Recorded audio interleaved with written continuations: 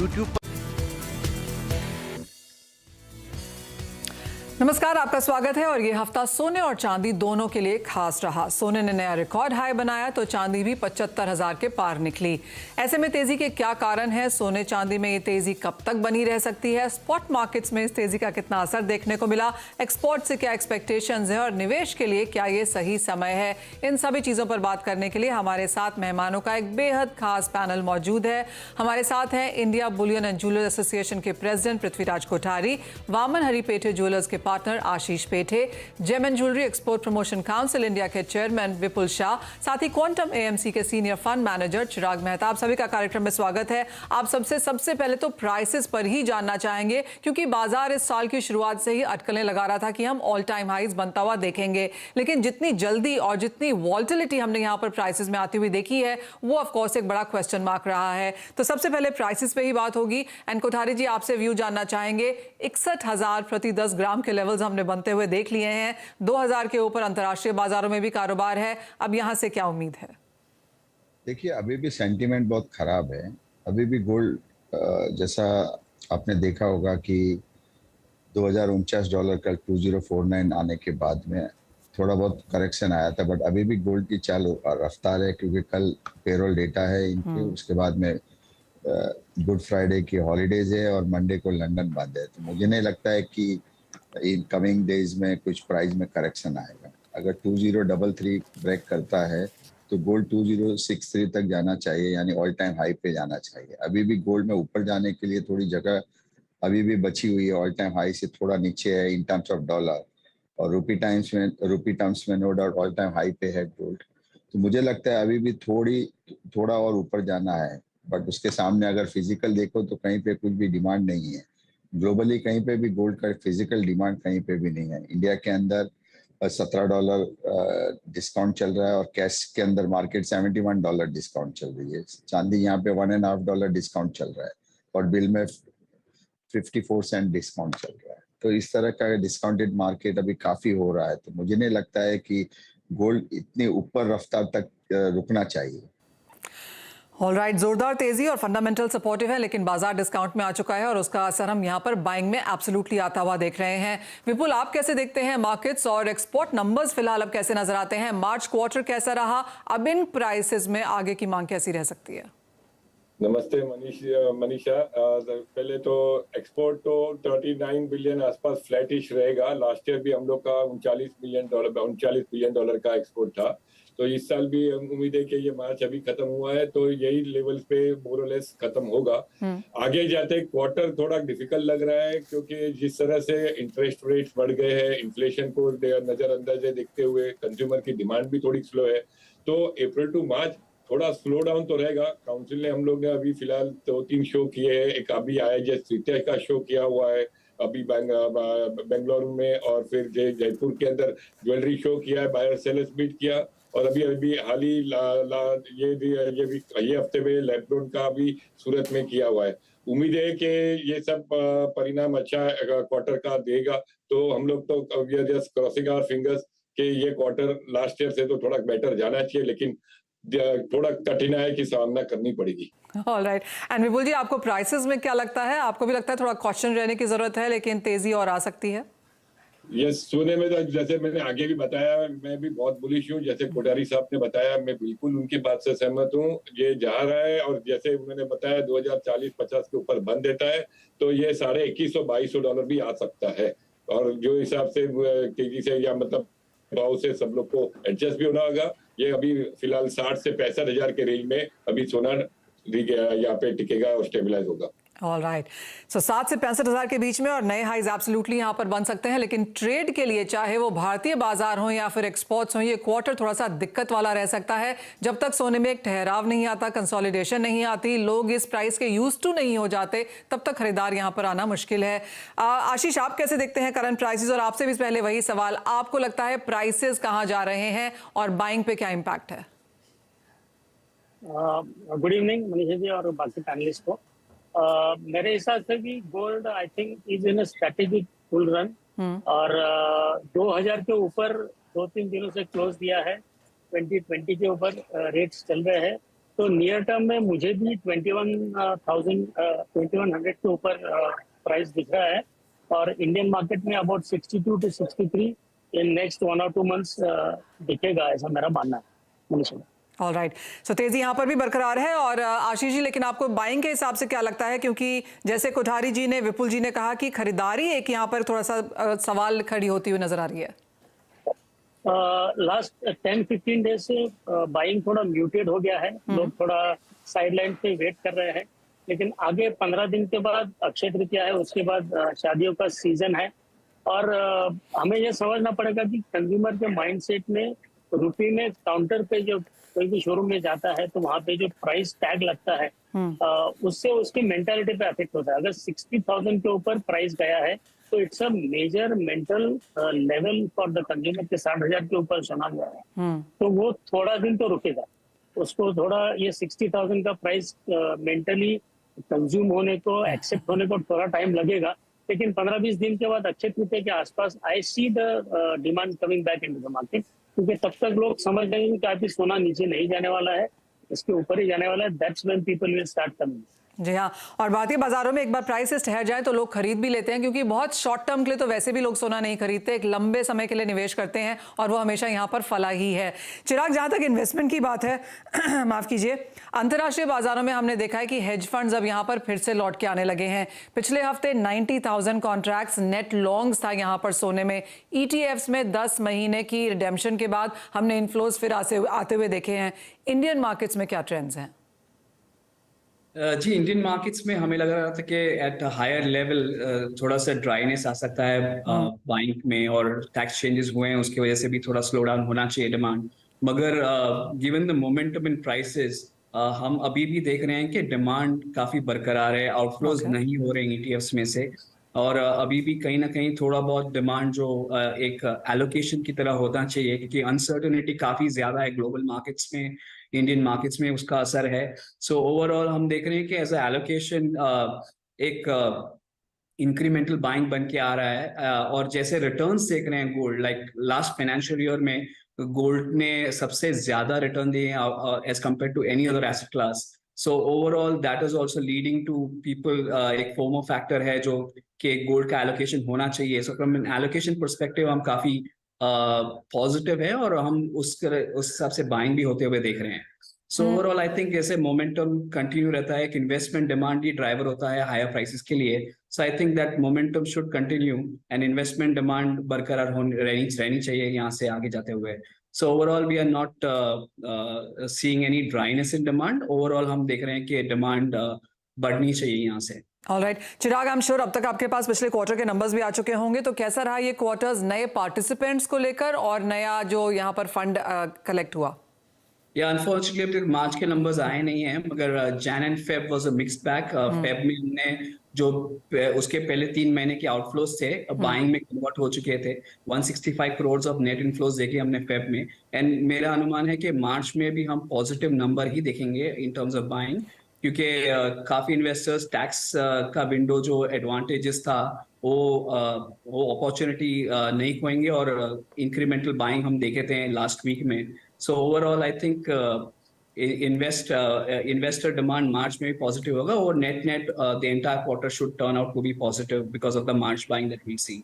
तो I think going forward also अगर investment demand बरकरार रहती है, हमने देखा है जब भी मोमेंटम आता है प्राइसेस में, लाइक हमने देखा था 2020 2021 में जब भी पॉजिटिव मोमेंटम था प्राइसेस में, अनसर्टेनिटी काफी ज्यादा थी, तभी काफी बाइंग निकल के आई थी गोल्ड ETFs के लिए। So I think it could repeat this time only, unless buyers time लगाएं एडजस्ट होने के लिए नए प्राइसेस के लिए। Apart from that we don't see any issues in terms of buying. So overall एक पॉजिटिव व्यू बन के आ रहा है गोल्ड ETF बाइंग के लिए। ऑलराइट, तो इन्वेस्टमेंट बाइंग यहाँ पर डेफिनेटली है, टिकट साइज जो भी हो, और जिस तरह के नंबर्स यहाँ पर हमें चिराग बता रहे हैं, तो एक भरोसा है कि जो इन्वेस्टर्स हैं जो फाइनेंशियल मार्केट्स में सोने को as a financial asset class देखते हैं, वो डेफिनेटली यहाँ पर इन्वेस्टेड हैं। लेकिन इसी के साथ एक छोटे से ब्रेक के लिए भी रुकेंगे, क्योंकि काफ़ी कुछ है सोने पर बात करने के लिए, चाहे वो डी-डॉलराइजेशन हो, US फेड यहाँ पर क्या कर सकता है, बाइंग कैसी रहने वाली है, इंटरेस्ट रेट्स आगे कैसे हैं, डॉलर इंडेक्स कैसे बिहेव करेगा, क्या फैक्टर्स आपको वॉच करने चाहिए, यही डिस्कस करेंगे अपने एक्सपर्ट्स के साथ।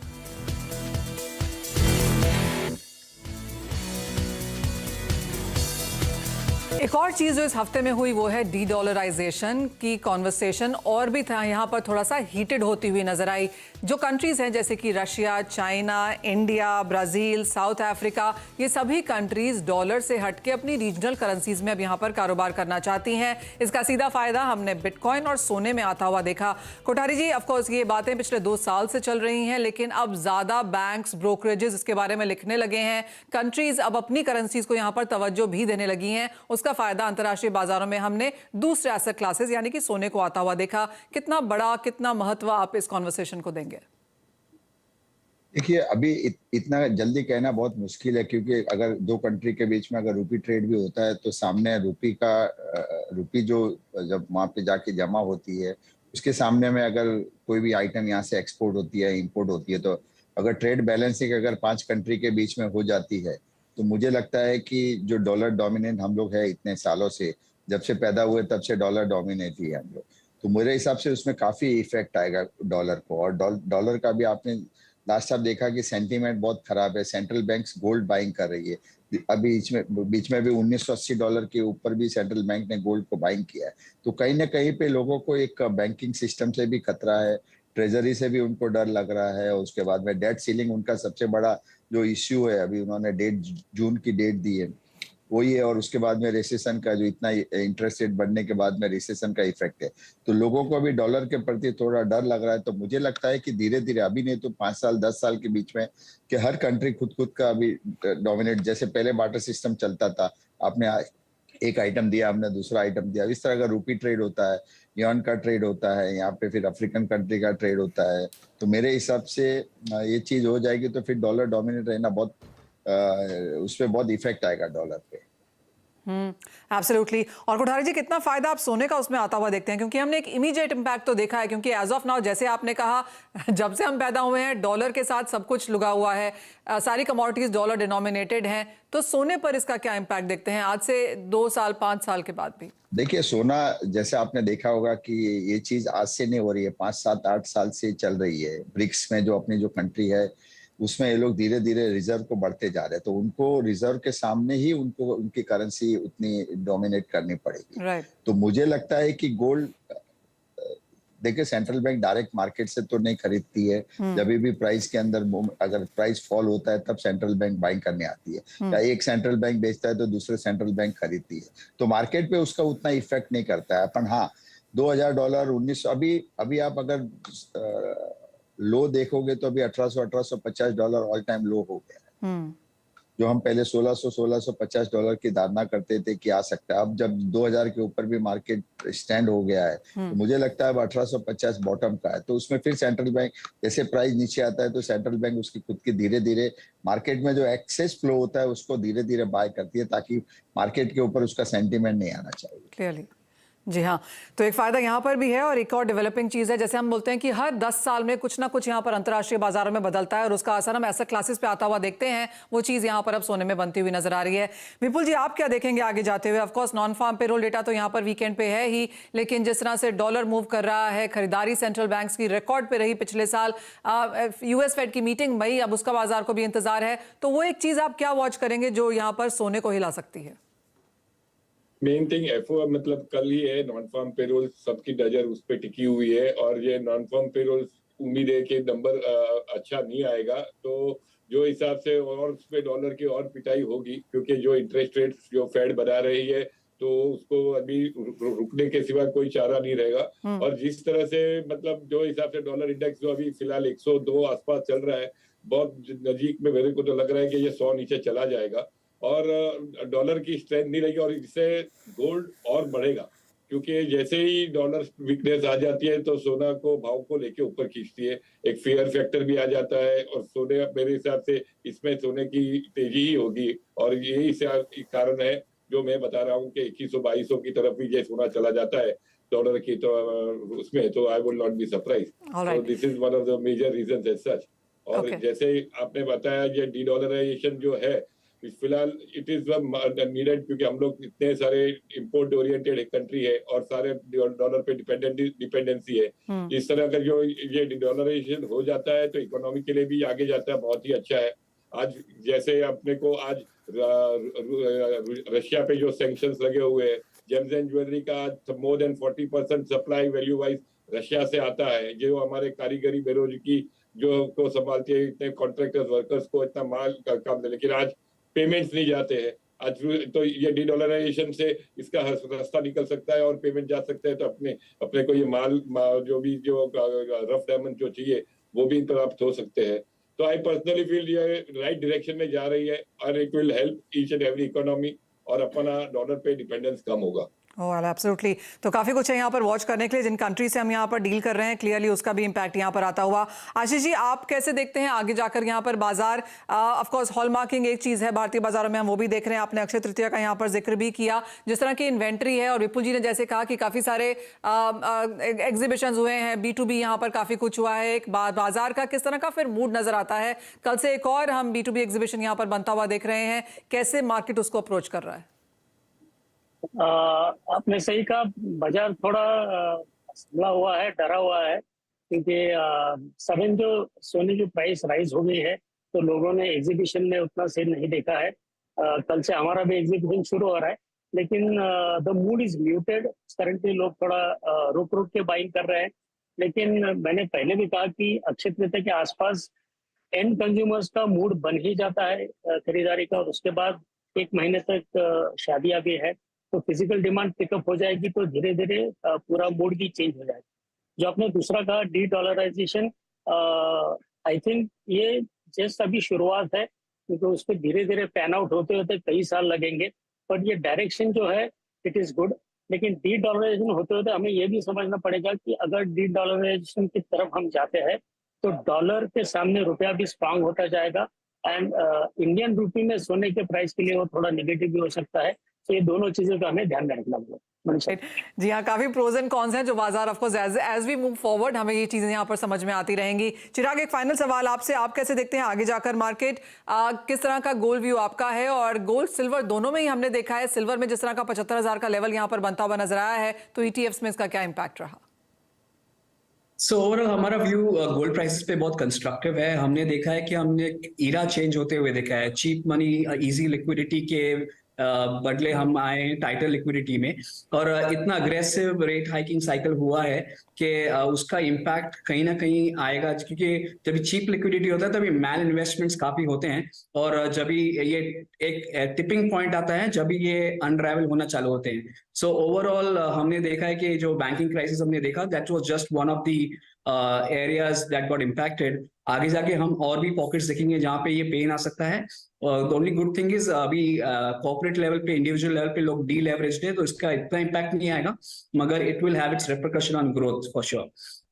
सो ओवरऑल हम देख रहे हैं कि जो मॉनेटरी स्टैंस चेंज होगा यहाँ से, और क्रेडिबिलिटी लॉस जो हम देख रहे हैं वो फेडरल रिजर्व में आ सकता है, क्योंकि हमने हमेशा देखा है कि जब भी वो अनवाइंड करना चालू करते हैं तो थोड़े समय तक ही कर पाते हैं, और बैलेंस शीट काफी बड़ी साइज में ही आगे चलती है। सो ओवरऑल 18-19 में भी हमने इसकी झलक देखी थी, और अभी भी the same thing is repeating. तो एक फेड की क्रेडिबिलिटी लॉस हो सकती है, उसकी वजह से भी डॉलर पे इम्पैक्ट आ सकता है। हाँ। और डॉलर डील और डॉलराइजेशन है, उसका हम ट्रेंड काफी टाइम से देख रहे हैं। Share of dollar in payment, share of dollar in reserves काफी कम होते आ रहे हैं over a period of time. I think अभी यहाँ से एक्सेलरेट हो सकता है वो ट्रेंड। सो ओवरऑल हमारा व्यू काफी पॉजिटिव है गोल्ड प्राइसेस पे going for next 2 to 3 years।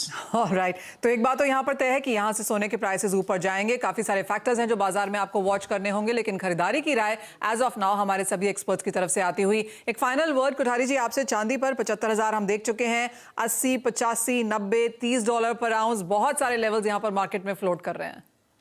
देखिए, मुझे चांदी 6 डिजिट के अंदर लग रही है चांदी। Okay. अभी काफी सालों से अगर आपने देखा होगा तो चांदी ने मूव किया ही नहीं था। मैं बार बार यही कहता हूँ, जब चांदी 57,000 थी तब भी मैं कहता था कि 6 डिजिट के अंदर चांदी मुझे लग रही है। 2023 चांदी का युग रहेगा। गोल्ड में लोग पैसा नहीं बना सकेंगे, और गोल्ड इतना एप्रिसिएशन, इतना हाई प्राइस पे रिस्क भी है, और उतना एप्रिसिएशन का होप नहीं है। उसके कहीं ज्यादा मुकाबले में सिल्वर रिटर्न देगी।